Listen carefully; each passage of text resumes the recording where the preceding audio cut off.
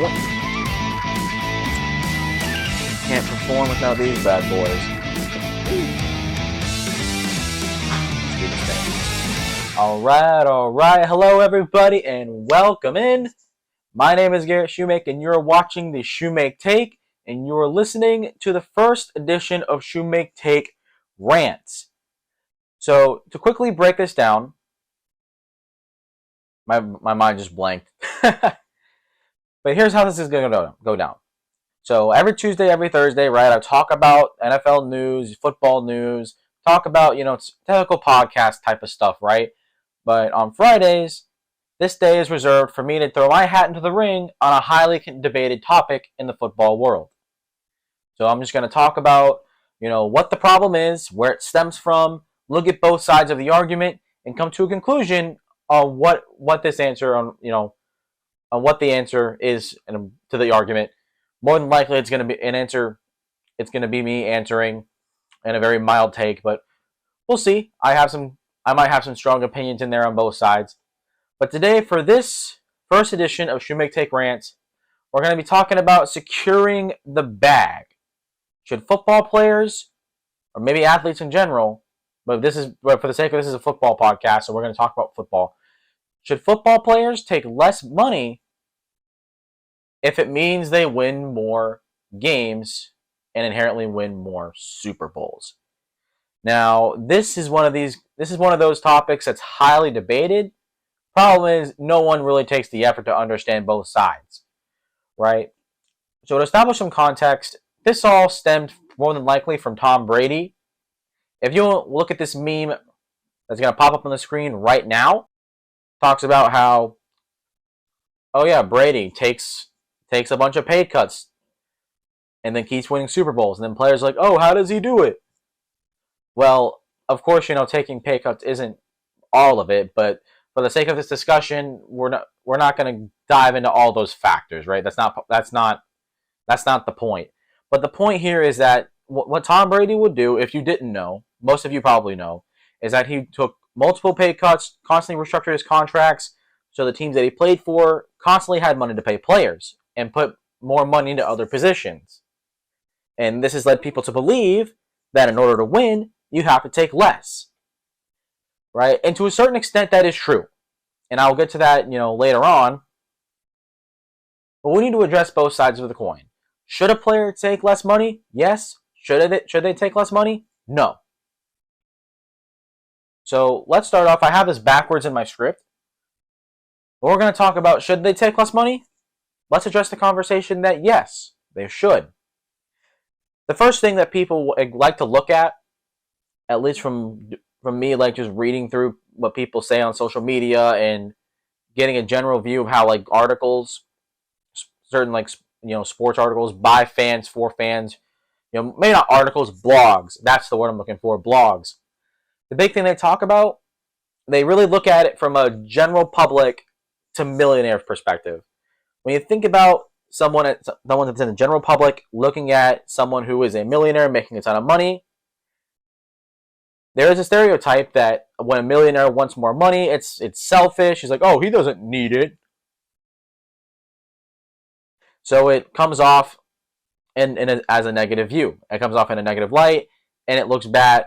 And it looks bad on the player. But I am going to play devil's advocate here for a second. I don't even know if that's the right phrase to use. When we look at it, when you look at a number from $50,000 to $100,000, that jump is a lot bigger compared to maybe 20 to 25 million, right? Because compared to 100K to 50K, 100K, which also means 1,000, by the way, just in case for those of you that don't know, but 100K can give you a lot more opportunity and can allow you to afford a lot more things, and there's a lot more value compared to 50K. But when you're looking at 20 million to 25 million, that $5 million difference doesn't really move the needle. So if you have $20 million, $25 million, you're still living comfortably for the rest of your life, and there's not much more that you're able to afford with an extra $5 million, right? Compared to the average salaries of the general public, where it's 50K to 100K, give or take, right? And that goes with capitalism, the inherent idea of capitalism, where maybe not capitalism in general, but this refers to money or anything, where there's more of something, there's less value. Now, I'm not saying, oh no, obviously 20 million is way more valuable than 100K, but looking at it from this perspective, where comparing it to from 100K to 20 mil, 25 mil, well, take out 100K for a second, but yeah, 20 to 25 mil, that jump in number doesn't move the needle as much as it would from 50K, even 70, 80 to 100K. Right? Because at that point, whether it's 20, 25 mil, you're already practically able to afford anything you could ever want for the most part. Right? Compared to 100K, where you have a lot more things you could afford compared to 50. Right? And the big thing here is that the big pull, well, that's like the kind of like the foundation of it, I think, from a people standpoint. But when you look at it from when players talk about, oh, I want to win a bunch of Super Bowls, when they talk in the same breath and they say that I want to be paid like the best, it comes off as contradicting, right? Because in the NFL, there's a salary cap. It's limited, right? Every team has a limited amount of money they can spend every year to bring in new players, draft new players, and build their team, right? To get closer to winning the Super Bowl. That's the whole point of the offseason, right? Is so your team can get closer to winning a Super Bowl. I'm not breaking any news about that, right?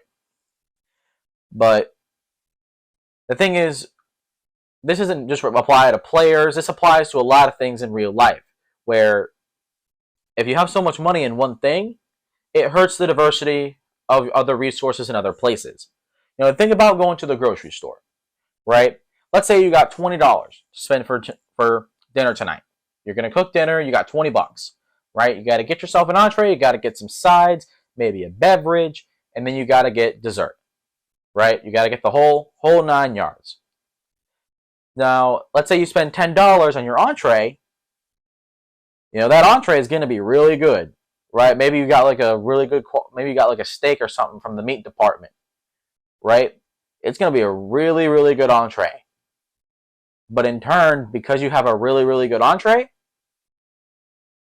the rest of your sides, your beverage, your dessert, they're gonna be less quality because you're gonna have to go cheaper, right? You're not gonna have as much money to spend on more good type, really good quality parts of your meal, right? But there is a counter to this. I don't want to counter this argument as I'm trying to address the side of the argument. But when it comes to the grocery store thing, I got to be able to address this side or the other side of that coin, of that analogy. Because here's the thing. One thing, you don't have to have the one thing that stands out. Wait. Okay. So, like I said, yeah, you get the high quality entree, and your sides, your beverages are probably not going to be as good, right? Compared to if you spent maybe $5 on an entree and you evenly distributed to where everything was good, right? Everything was good, while nothing was really the top quality. Everything was good, and overall it was a really well balanced and in total quality meal. But the counter to this is that you don't have that one thing that stands out, right? So even though your whole meal was good, you don't have that one part where you can say, man, that entree was the best part. You can't say, oh, the sides were that best part. Or you can't say, oh, man, that ice cream with hot cookie a la mode for dessert was so good, right? You can't really say that. Like, it's still good, but you can't say, like, because I spent more money on this, it was so much better. It was worth it, right? But when it comes to, getting division of goods, we'll just say division of goods, there is such a thing as things being on sale or being BOGO, meaning that you could probably get that high quality item for a cheaper price, right? That's entirely possible. You might go get a high quality steak, right? For your entree, you spend the majority of your money on that. But you decide to spend more money on a side as well. But it's a BOGO, so you get two. So you get one side and one free, right? I'm probably not saying this 100%, but 100% to the analogy. But I think everyone here gets the point, right? Sometimes there's higher quality stuff that's cheaper, right? Because it's on sale. That's the gist of it. So you end up getting the best of both worlds, where you get something high quality and you get it cheaper, right? But here's the thing: NFL teams, if you want to win a Super Bowl, your roster has to be practically loaded almost everywhere. You have to have good players in almost every position. Not every position, but a very big majority have to be good players, if not great. And the thing is, if you want to win, you need to have a ton of money to be able to spend and having cheap contracts, right? So you got to be able to have a ton of money to bring in free agents. You got to be able to draft well and bring in young talent that's on cheap rookie contracts. I mean, there is a reason why people in the NFL is built to where when you draft a quarterback, you build around them for the length of their rookie contract, and that's like your window to really build up and go win a Super Bowl. Because once you have to pay your quarterback, there's simply not as much money that's going to be, able to go around. But when we look at the other side of the coin,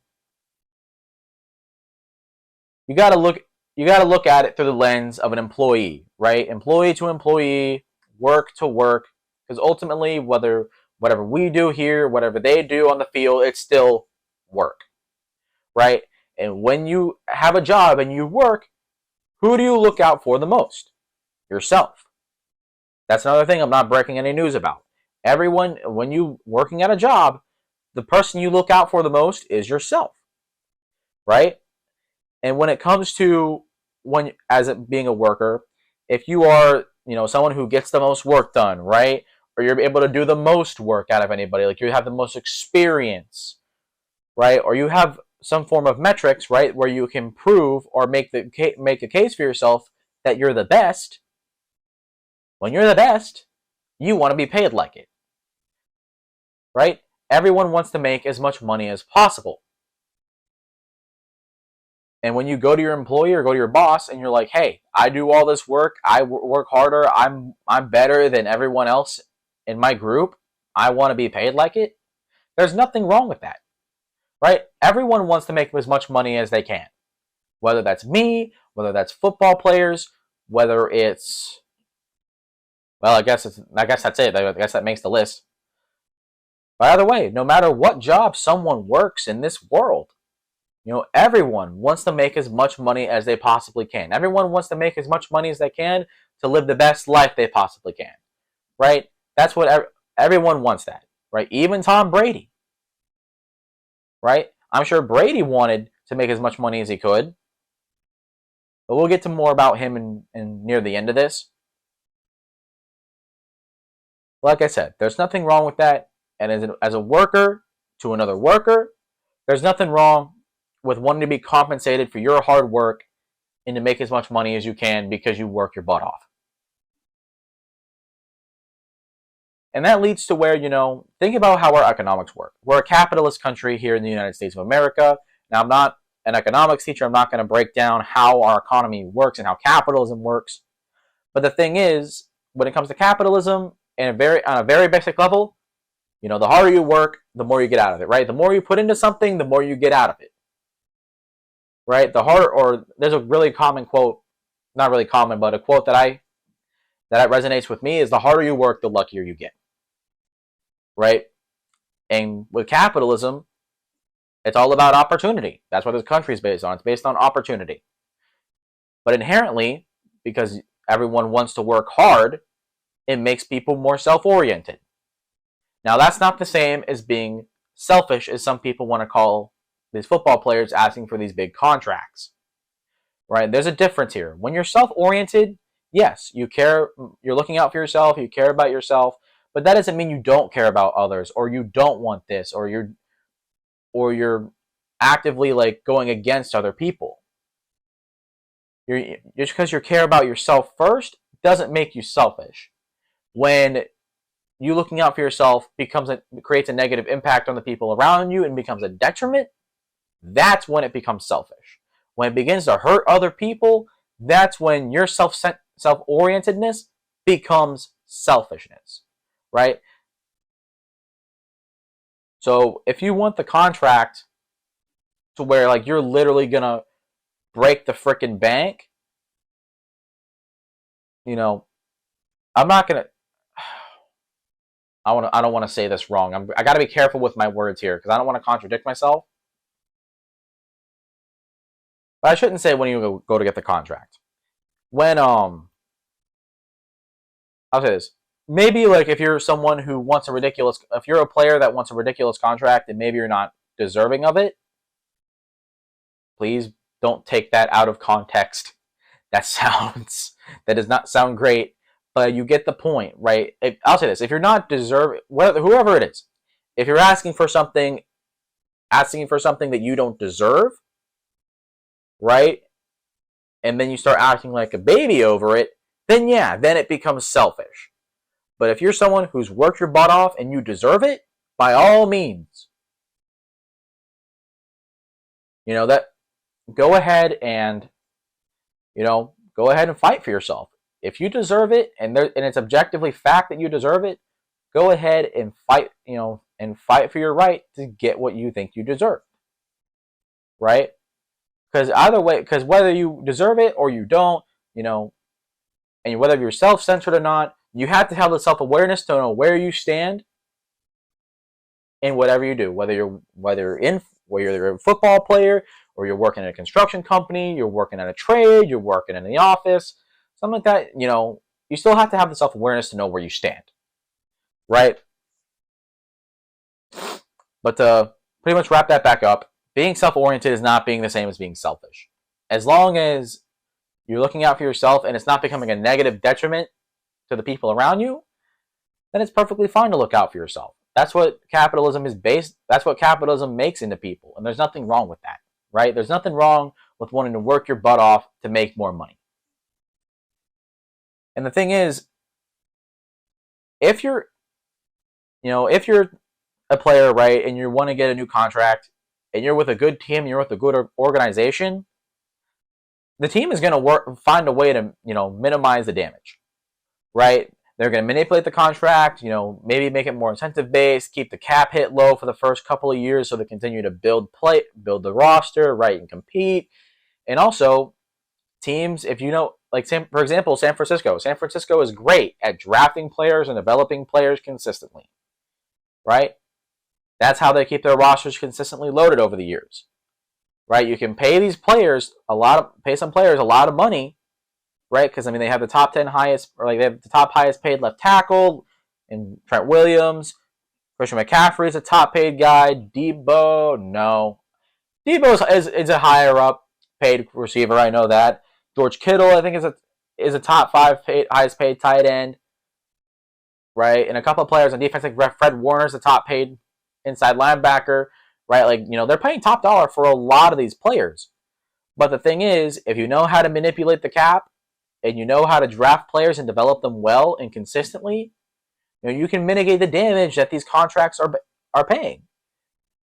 And like I said, this is what the NFL is all about. The NFL is about being cheap. So if you know how to go about it the right way, and a good organization knows what they're doing, they can make it happen. They can make it work, right? But the thing is, more than likely, the organization doesn't know what they're doing, right? Because they've never had to pay, this big, enormous contract to a player before, right? This is new territory for them. The more than likely, they're going to screw it up. They're going to screw it up, and then there's going to be too much money towards one player. And quite literally, if you look at it at a surface level, there will be not as much money to go around, right? But the thing is, ultimately, when it comes to players, they should not have to take less money. Money talks. And going back to the grocery store analogy, if you want the best quality of something, you got to pay for it. You might be happy with, a balanced, where you take your money, you distribute it evenly, and you have a balanced meal everywhere, right?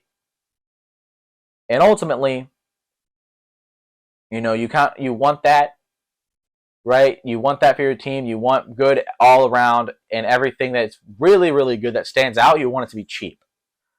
But eventually, you can't always do that. So those players that do stand out, right, the highest quality stuff, that sale isn't gonna stay there forever. Eventually, that sale, that BOGO is eventually gonna go away, right? And you got to pay regular price. You got to pay the pay the pay the fee, right?